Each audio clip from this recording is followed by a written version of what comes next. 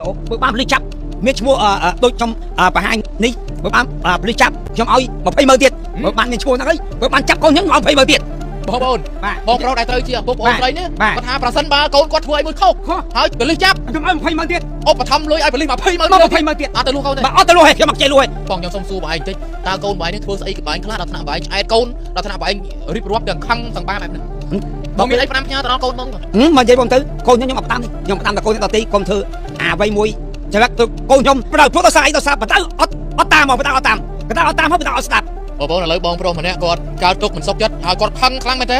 រឿងកូនគាត់បាទដើរអត់ដែរនៅផ្ទះរាល់យប់អញ្ចឹងគាត់អត់សុខចិត្តគាត់មកពឹងខ្ញុំឲ្យជួយផ្សាយ5ផ្ញើទៅកូនព្រោះនិយាយលេងស្រាប់ហើយកូនអត់សូវតែកូនប្រុសបងប្អូនកូនស្រីទៀតអាយុតែប្រហែលជា17ឆ្នាំបាទមើលបងឯងជួយមើលតិចមើលមិនបាយការទុកមិនសុខចិត្តស្អិតទ្រូងរឿងអីដោយសារកូន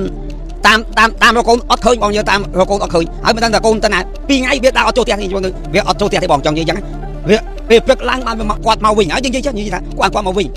ដល់មានន័យថាកូនបងនឹងដើររាល់យប់តែម្ដង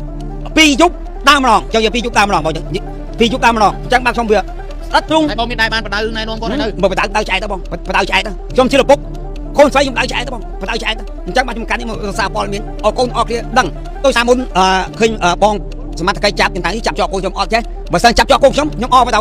មានថាបើប៉ូលីសចាប់កូនខ្លួនឯងហ្នឹងអបដៅព្រោះដោយសារអីដោយសារបដៅ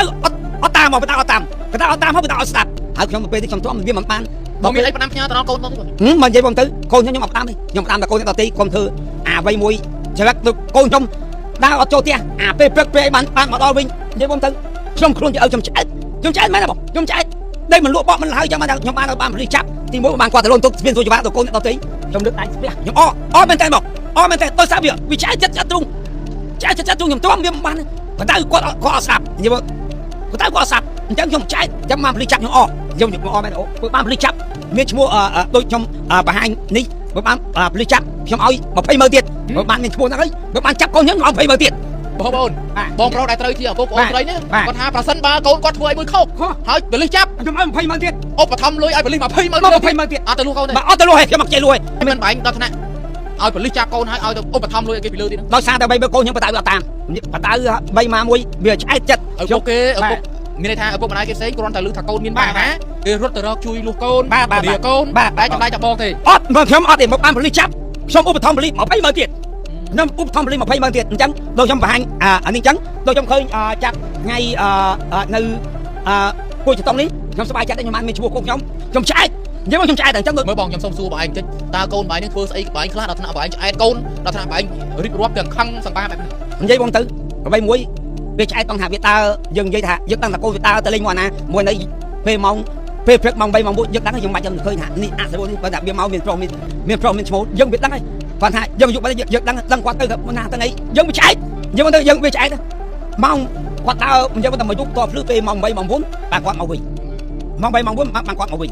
ចង់និយាយចឹងបងម៉ោង3ម៉ោង4ឆ្អែតនឹងកូនតែម្ដងបាទឆ្អែតកូនម្ដងឥឡូវបងត្រូវលោយើងណែនាំគាត់មាននៅសល់ម្ដងពីរដងទៀតអីបងណែនាំបានអត់ទេបងអត់ទេឥឡូវចេះខ្ញុំផ្ដល់ចំអល់បងក្នុងនាមបងជាឪពុកដល់ឱកាសគាត់តិចទៅណែនាំគាត់តិចទៅអត់ទេបងអត់ទេចុះមកជួសារព័ត៌មានអត់ទេខ្ញុំនិយាយទៅខ្ញុំឆ្អែតទៅណែនាំច្រើនដងហើយណែនាំច្រើនដងព្រោះគាត់ដើរលេងជុំអីគាត់មិនស្ដាប់ពីអីទេដូចខ្ញុំនិយាយថាបានពលិសចាប់ពលិសអីខ្ញុំឧបត្ថម្ភពលិស20ម៉ឺនទៀតអត់តែបានចាប់កូនខ្ញុំប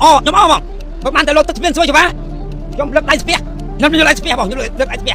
ព្រោះឲ្យខ្ញុំទៅអីគេទេខ្ញុំលើកដៃស្ពះហើយបើសិនបើលោកទឹកស្ពានស្រួយច្បាស់មែនដឹងតែកូនខ្ញុំមែនខ្ញុំអត់ទៅសាកសពទេខ្ញុំអត់ទៅសាកសពទេខ្ញុំឆ្អែតចិត្តខ្ញុំអត់ទៅសាកសពទេអានេះខ្ញុំនិយាយសារព័ត៌មានប៉ុណ្ណេះព្រោះខ្ញុំឆ្អែតតែខ្ញុំទ្រាំវាអត់បានទេខ្ញុំចង់និយាយចឹងខ្ញុំអត់ទៅសាកសពទៅកូនគេទៅយំសាយបោកខ្លួនអីអត់ទេចំពុកខ្ញុំជាឪអត់ទេខាតអត់ទេបងស្រីក៏អញ្ចឹងដែរបើឃើញឪពុកស្គាល់ឪពុកនិយាយឪពុកណែនាំស្ដាប់ឪពុកណាកូនបងឯងនៅក្មេងណាវ័យនេះជាវ័យដែលកំពុងតែព្យាយាមក្រេបជញ្ជក់ចំណេះដឹងឬបើយើងឈប់រៀនហើយជាវ័យមួយដែលយើងកំពុងតែពេញនៅក្នុងការរលុយបើបងអូននៅតែដើរប្រប៉ាត់ណាយកជីវិតផ្ញើលើវិថីឬមកក៏បថុយនៅលើដងផ្លូវទីវាមិនងាយទេបងអូនណាបងអូនឯងដើរលេងបែបស្ទៀវបែបយកវាបីណាក៏អាចគេដើរអញ្ចឹងណាតែគេមានពេលវេលារបស់គេមានពេលវេលាធ្វើការមានពេលវេលាដើរលេងមិនបងអូនដើរលេងអូតូមិនតិចទៅថ្នាក់ឪពុកនិយាយមិនបានឪពុកមកជួបបងអត់បងជួយផ្សព្វផ្សាយដល់ថ្នាក់គាត់លេងមានភាពអ៊ីនខ្មាស់ហើយបងអូនត្រូវដឹងថាចិត្តជាឪពុកជាម្ដាយឪពុកគេឪពុកខ្ញុំគឺមិនចង់ហែកអួរកូនឬមួយក៏មិនចង់ស្ដីបន្ទោសឬក៏ដាក់បន្ទុកលើកូនទេតែតែស្រឡាញ់កូនប្រសិនបើកូនស្ដាប់ឬមួយក៏អប់រំណែនាំកូនប៉ុន្តែនេះគាត់ថាគាត់ឆ្អែតខ្លាំងមែនទែនបានគាត់មកដល់បងអញ្ចឹងបង5វីដេអូនេះព័ត៌មាននេះជូនទៅដល់បងស្រីដែលជាកូនបងនេះណាខ្ញុំអត់និយាយឈ្មោះទេបាទទុកគេទៅជួយឲ្យបងអញ្ចឹងបងបើឃើញឪពុកដែលមានភិនភាគដូចតែគាត់មកដល់បងនេះសូមបងស្ដាប់បកគាត់ គាត់និយាយឲ្យបងស្ដាប់តែសុំស្ដាប់តែកន្លែងណាដែលត្រូវតែខ្ញុំគិតថាក្នុងនាមជាឪពុកគាត់មិននិយាយកន្លែងណាដែលខុសទៅកូនទេគាត់តែងតែនិយាយអប់រំណែនាំកន្លែងណាដែលត្រូវអញ្ចឹងយើងទៅទទួលយកណាហើយត្រូវស្ដាប់នៅការណែនាំរបស់គាត់ បងដល់កោមែន មានសង្វឹងទេអត់មាននិយាយនៅក្នុងស្ថានភាពសង្វឹងតែនិយាយអត់ទេ អត់ទេបងនិយាយអត់ទេនិយាយត្រង់អត់ពីបេះដូងមកនិយាយបង ពីបេះដូងមកណា អត់បេះដូងចែកចិត្តមកនិយាយមកខំទីបងពីអីអនពីរហូតដល់ប៉ុណ្នេះនឹកឃើញថាបងសារព័ត៌មានបងខ្សែល្អមកជួបបងទៅលោកដល់ហ្នឹងអញ្ចឹងនិយាយចឹងបងសកាត់ពីនៅមករហូតដល់នេះបងអត់មានយកកាយយើងគេថាខ្ញុំក៏វាអត់ដែរទៅសារបងខ្សែព័ត៌មានចឹងបានថាគាត់ត្រូវមិនមកសូមបងអធិស្ឋានផង អរគុណអញ្ចឹងខ្ញុំផ្ដាំផ្ញើព័ត៌មាននេះបាទជាពិសេសគឺផ្ដាំផ្ញើទៅដល់បងស្រីតែម្ដងណាបងស្រីបងប្អូនបានឃើញព័ត៌មានដែលបងផ្សាយនេះបងជួយកែតម្រូវនៅអត្តចរិតបងនិងទម្លាប់ទម្លាប់បងដែលដើរលេងណាយើងមកថយវាថាយើងមកថយកុំសូវដើរតាប៉ាត់ណាតាប៉ាត់នេះទៅពីពេកយើងមានឪពុកយើងមានម្ដាយយើងជាស្រីយើងត្រូវយកតម្លៃយើងជាស្រីហ្នឹងឲ្យបានខ្ពស់កុំយើងសម្លាក់តម្លៃយើងជាស្ត្រីដល់បានអីណាបង